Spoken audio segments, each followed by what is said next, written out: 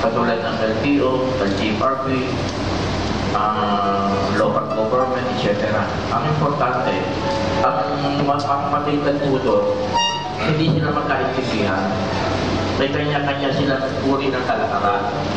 Katulad nga po ng sinabi kanina, yung LTO ang gumagawa ng plate number, pero ang pumutumpista ay LTFRP.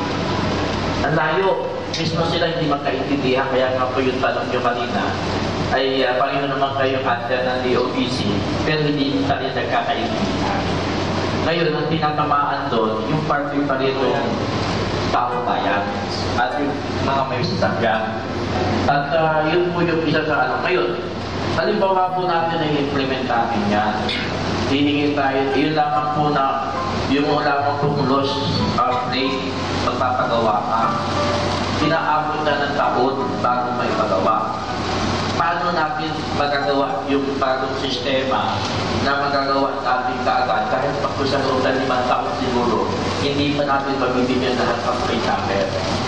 Lalo po ngayon, magkakaroon tayo ng tinatawag na problema, yung kontrata po ng Stratcom at saka ng LTO. Pag natapos yan, kahit pagkakuha mo sila ng tinatawag natin na bagong gagawang kumpanya, hindi pa rin makakagawa. Papalit po tayo sa mano-mano. Ang talaga natin na magbago ng frame, talagang pag-aaralan. Ang amin lamang pong idea ay nakalagay ito na aking napansin ay yung 400 plus ay every 5 years. Samantalang ang amin doon ay kung magbabago na nakalagay yung quota, ay mga panel route na kami.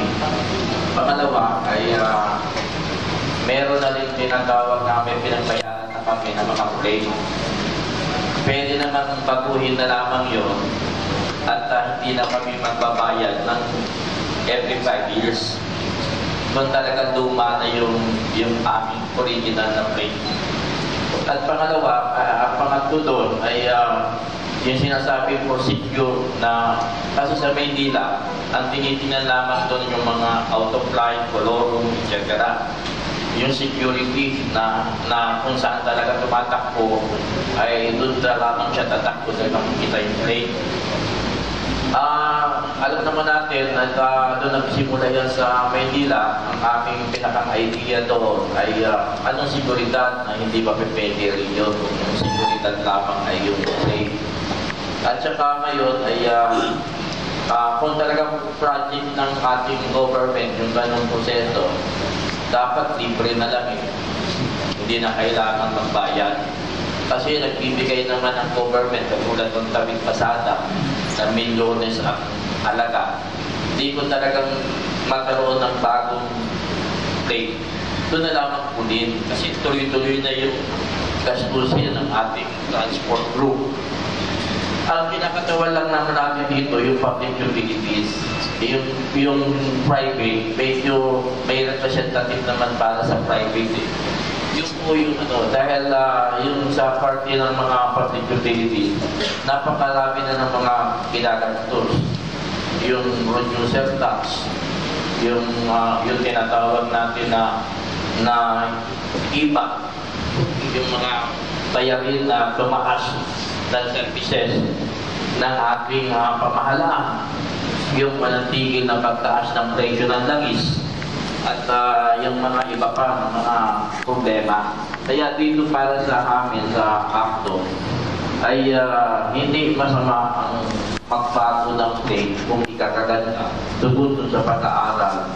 Pero huwag naman magkaroon ng parang masakit naman para sa amin na yearly, every 5 years, palit ka ng palit. Medyo pagkakakitaan na kami doon eh. Hindi naman talaga yung layunin ay patigil yung maganda at maayos. Yun po yung aming strategy doon.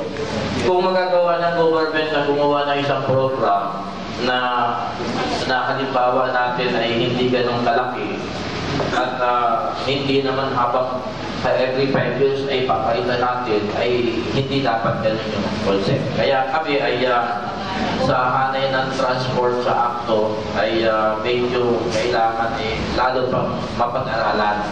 Yung pagbabago, wala kami tutuloy. Pero yung part ng expenses, medyo pag-aralan natin yun dahil medyo tumututol kami doon sa budget. Okay. So, is that from... Problema yung kontrata doon sa paggawa ng driver license. Natigil naman ng kapiraso yun buong Pilipinas na yun ang dusa na bago nila nakuha yung renewal ng driver license nila, umabot ng ilang linggo, ilang buwan Yung pakayanan, isa lamang makina yung gagawin sa LTO na gagawa ng plate number at pagkali gagawin lahat. Yes, sir.